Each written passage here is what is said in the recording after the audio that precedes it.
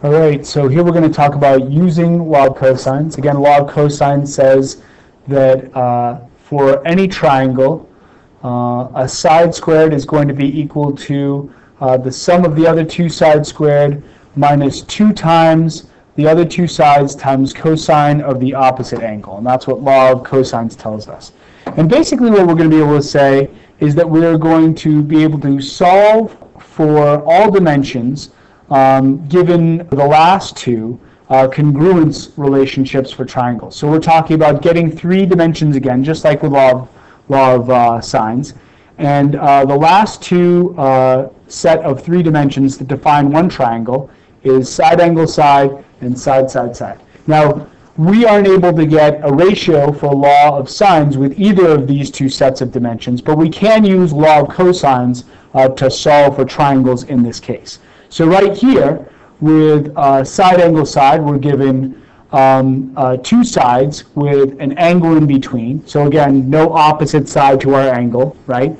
But in this particular case, what we're able to do is plug directly into law of cosines and get the dimensions we're missing. So in our first scenario right here, we are given a side A, a side B, and an angle C. And that means, of course, that we're missing angle A, angle B, and our side C. Right? Now, the easiest thing to do is going to be to solve for C, because right here we've really got the things that we would plug into to determine what C squared would be. So right here we can say, with law of cosine, C squared is going to be our A squared of 11 squared plus our B squared, which is 5 squared, and then minus 2 times our other 2 sides, 11 times 5, times cosine of the angle we have, 20 degrees. Now right here we can just type this into the calculator, and when we do that, we get C squared equals 42.63 approximately. And when we take the square root of both sides, we get side C as being of length 6.53. And again, that's approximate. I'm using an equal sign, but that's an approximate length for C. Now right here, we've got one angle, and all we really need is one more angle to use the fact that we know the sum of the angles of a triangle are 180 degrees. So what we're going to do right now is go through and solve for either angle A or angle B with law of cosines.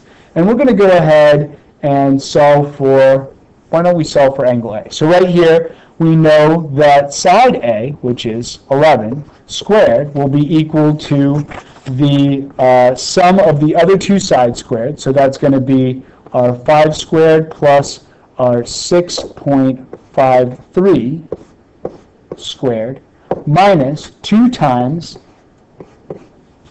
the other 2 sides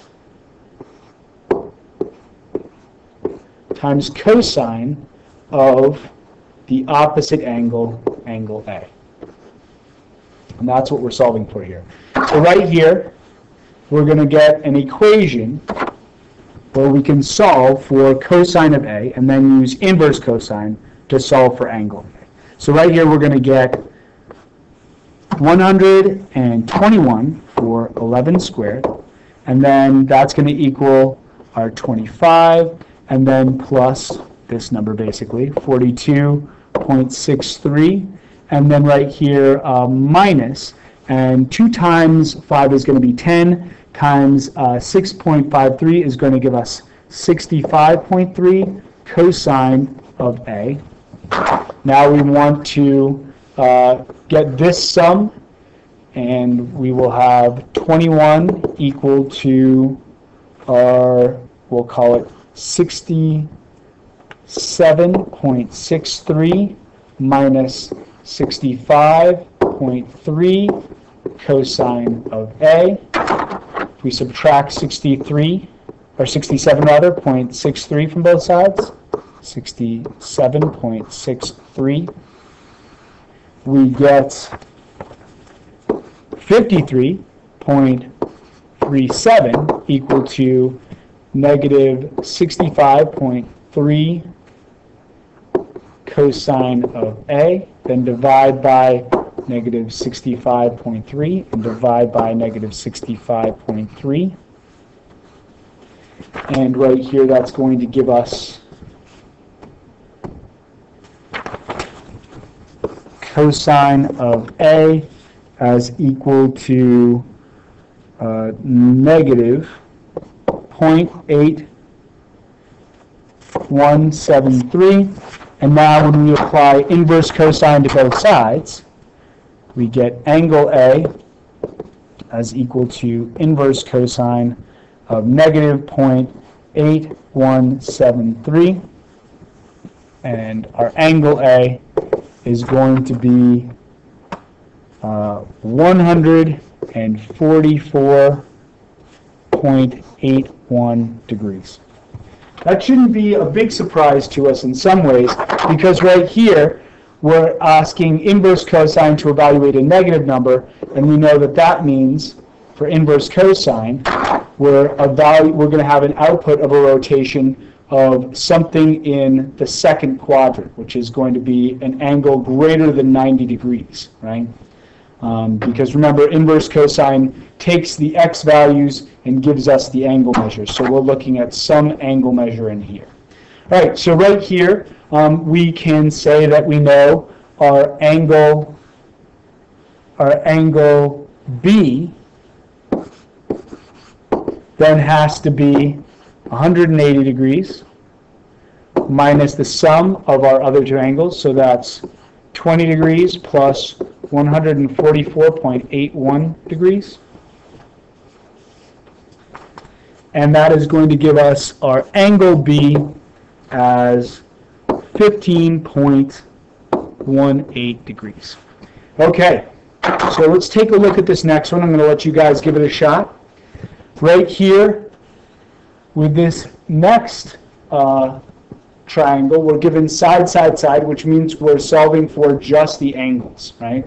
So right here we're solving for angle C, angle B, and angle A.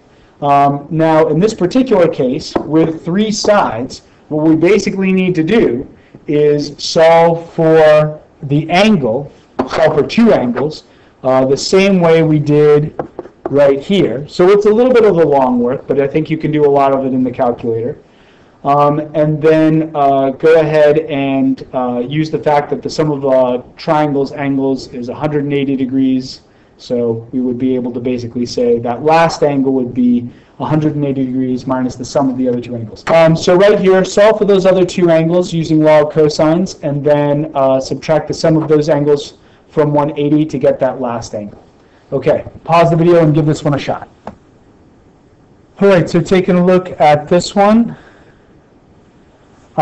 First, we can solve for angle A with law of cosines. We'd say that side A squared equals side B squared plus side C squared minus 2 times A times B cosine of A. I like to solve for these numbers, right? The A squared, and then the sum of A and B squared, and then basically the coefficient, 2 times 7 times 5. That gives me 81 minus, or equals 74 minus 70 cosine of A. Subtract 74 from both sides, and then divide by negative 70, and we get cosine of A equals negative 0.1. And then apply inverse cosine to both sides, and we get angle A as being 95.74 degrees. Then we need one more angle before we can use the fact that the sum of the triangle's angles is 180 degrees. So solving for angle B, we say side B squared equals A squared plus C squared minus 2 times A times C cosine of B. Right here we get 49 equals 106 minus 90 cosine of B. Subtract the 106 from both sides, divide by negative 90, we get cosine of B equals 0.63. Then apply inverse cosine to both sides, and we get angle B as being 50.7 degrees. And then right here we can say that angle C is going to be 180 minus the sum of the other two angles, 95.74 and 50.7, and that gives us an angle C of 33.56 degrees. So that's all cosines. We'll obviously see some work on the worksheet right there with that. You guys are all done.